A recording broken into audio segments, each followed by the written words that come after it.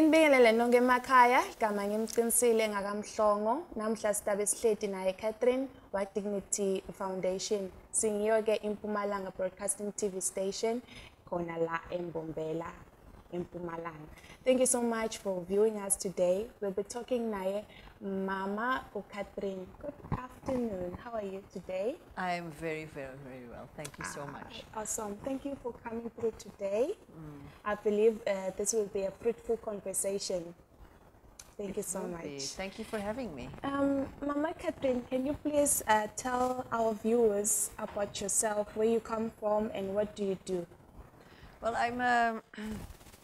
I come from Belgium, which is in Europe. Okay. And I've been in Mpumalanga for 10 years now. Okay. I came here as a missionary, and I still am a missionary. And yeah, I'm 47 years old. Ah, okay. As pretty as you are. Thank you so much. Yes. 47, and yeah, when I came here, I served at a children's village called Michael's Children's Village in here in Mpumalanga, in White River, in Bonisweni. And then after 2 years that I was starting to get to know the culture and everything, my heart always broke for the ladies that have to prostitute themselves on the streets here. And then every time I drove into Nelspruit in Anderson Street, I saw them standing there. But I thought, I don't know enough yet. So after 2 years of, you know, living among the black communities and everything, I thought, let's try and go on the street and see what happens. Okay. But I was thinking maybe that will last. It will take a year before we actually get anywhere. Okay. But then that night we went with 3 missionaries. Well, one was the pastor's wife, Trafficking, and Dee Walker. We went with 3, and it was such a special evening. We went after, we had a prayer meeting in the church. And you know, when you come on the street, you see the ladies. You know what they do. But they also saw us. They said they recognized us. Oh, they're from church. So, but they actually were very happy to talk to us. And yeah, that's a beautiful brief about yourself. Meaning that you're coming from Belgium, and when you came here, you developed a love for ladies into prostitution, and then you went closer to them, and then you formed your foundation, which is Dignity Foundation. Can you please tell us more about what you do as Dignity Foundation?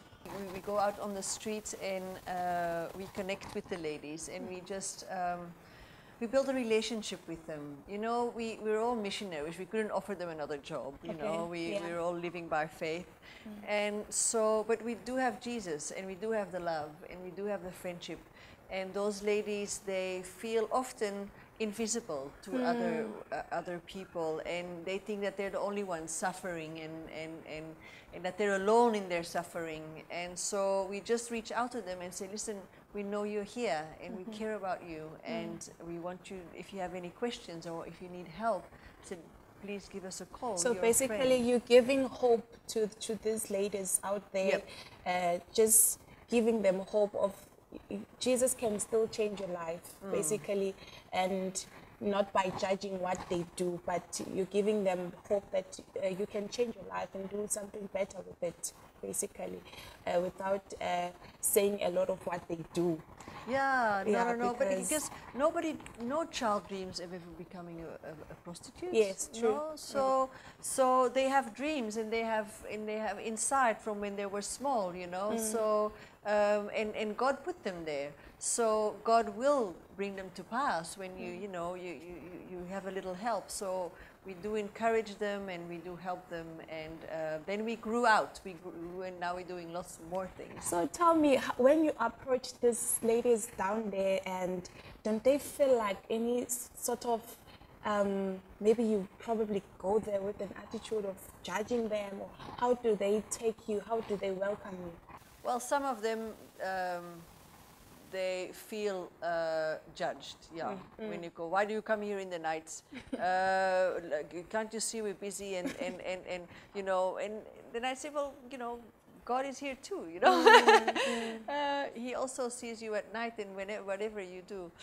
But you know, sometimes we just go out for the one or two that are crying out and for help, and that's when we meet them and we build a relationship with them, and then we can actually, you know, invite them to our office that's in Anderson Street as well, Okay.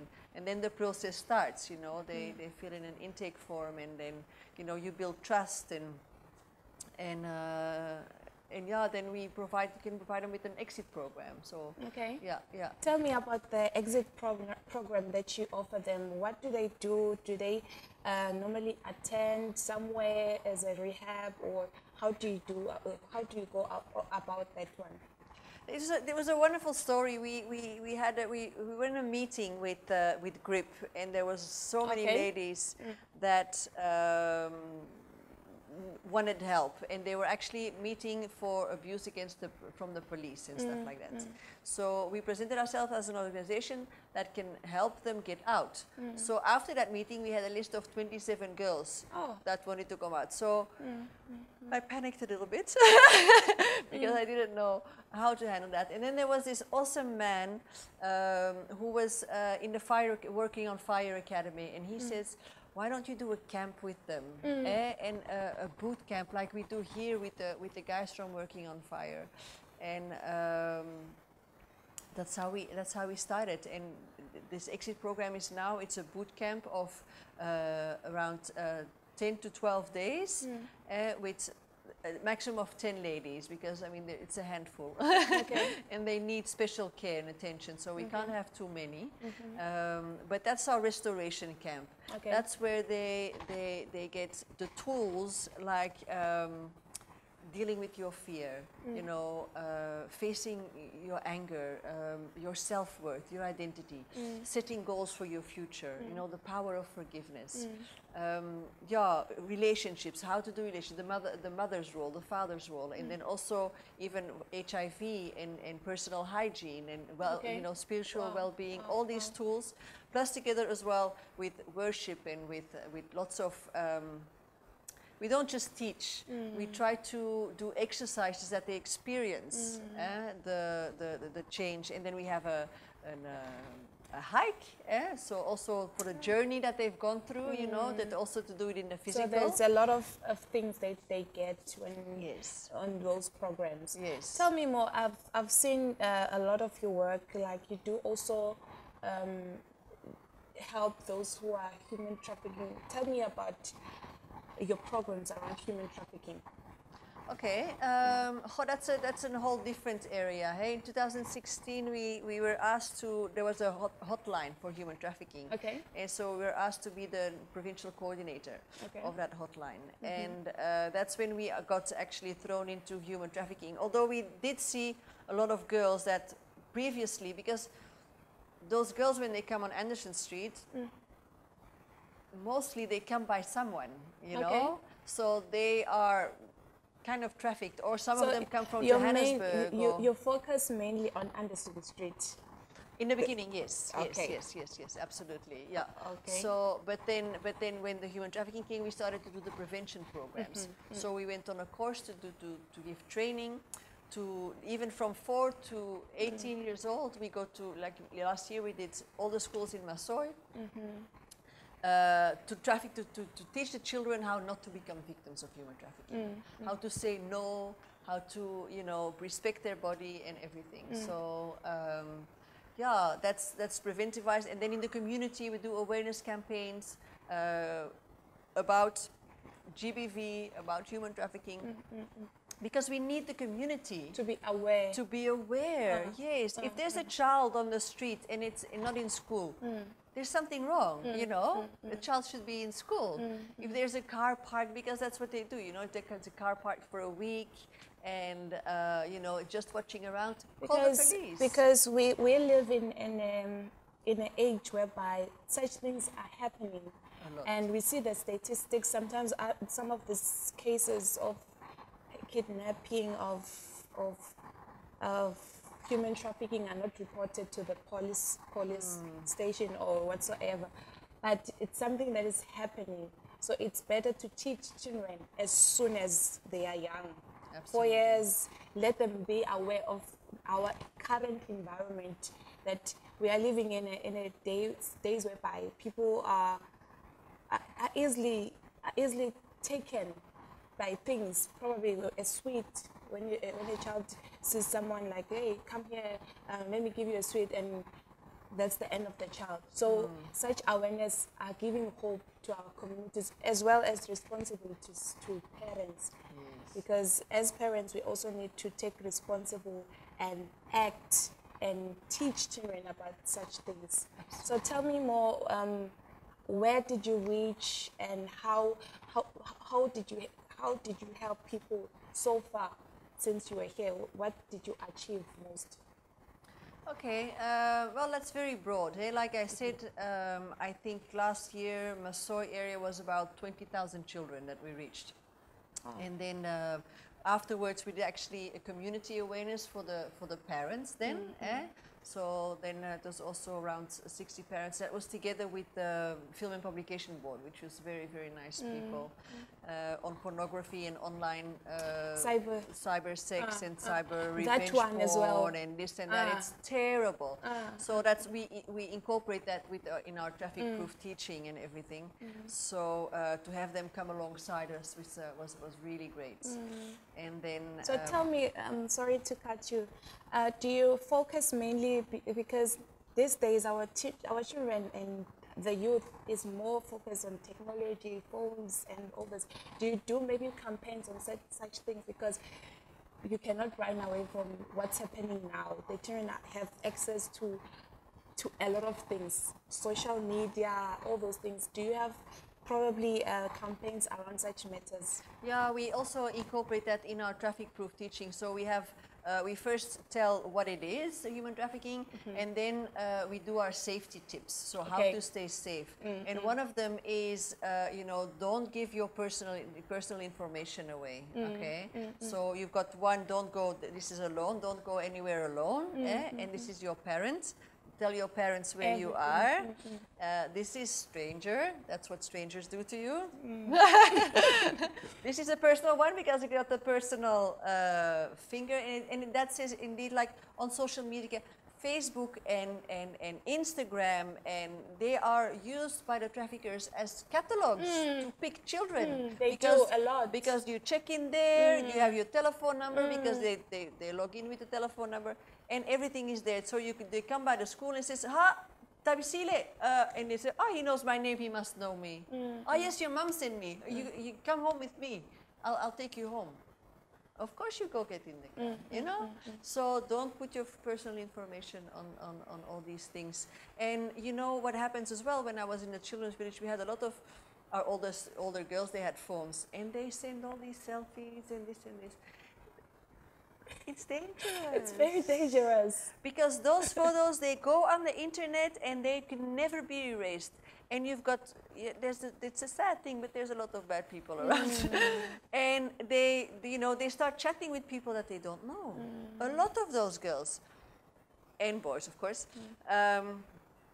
they give their information away, and they ask for first a picture in the bra, and then a picture without the bra, and then and so on. They have to meet. Yeah, things like that happen. So it's very important to talk about such things, because we are living around them, and it's at to around people that are close to us. So Mama Catherine, in short, what can you tell the viewers there?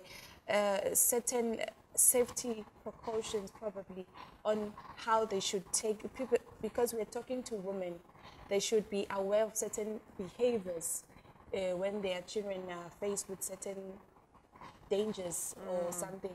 What can you advise, or what can you say in short to people watching us today? Well, I think for women and for everybody who has children, and I'm also talking to men, because the men are the protectors of our children. Yes, yeah. And this is what the children need. And often, you know, we've got the child that is, doesn't want to talk to the parent anymore. Please establish a relationship with your children, that they come and talk to you. Because they need to have a conversation, and they need to, if somebody offers them a boyfriend, because lots of them are boyfriends.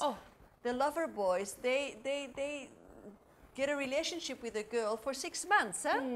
And then of course, oh, it's the love of my life, I know him for so long, and this and that, and then, oh, we'll go to Joburg for a trip, don't tell your parents, we'll be back next week or whatever. That's how they go. Gone. So if you have a good relationship with your child, the child will come and tell you. Yeah. So it's our responsibility, both men and women, to have that relationship and know what's going on your child's life. So thank you so much for coming in through. In short, just to say bye-bye to our viewers there, what would you like to say to them? How would they follow you? How do they get hold of you and all that? Okay, so you can follow us on Facebook under Dignity. We are on Instagram as well. I think it's also Dignity or Project Dignity Foundation, and on Twitter as well, Project Dignity Foundation. And then we have the website, which is irisdignity.org, because we follow under a big organization, Iris Global, which is a global organization all over the world. So, and then yeah, you can always, the human trafficking hotline number. That one. Very important. Very Teach important. it to your children whenever you think you're a victim or you see something in the community that is not right, because you have to trust your heart. If it doesn't feel right, it's not right. So 0800 777 222. Can you please repeat that again? 0800 777 222. Perfect. Thank you so much. Okay. Thank you so much. Welcome. Your work is splendid. May God really bless you for us and keep you as you continue doing this wonderful job. People don't like this job you're doing, but it's from heart, and God has blessed you with that ministry. May God bless you. Thank you so much. Emakhaya, Councilor Mhlongo, next episode, Women to Women Conversation. May God bless you.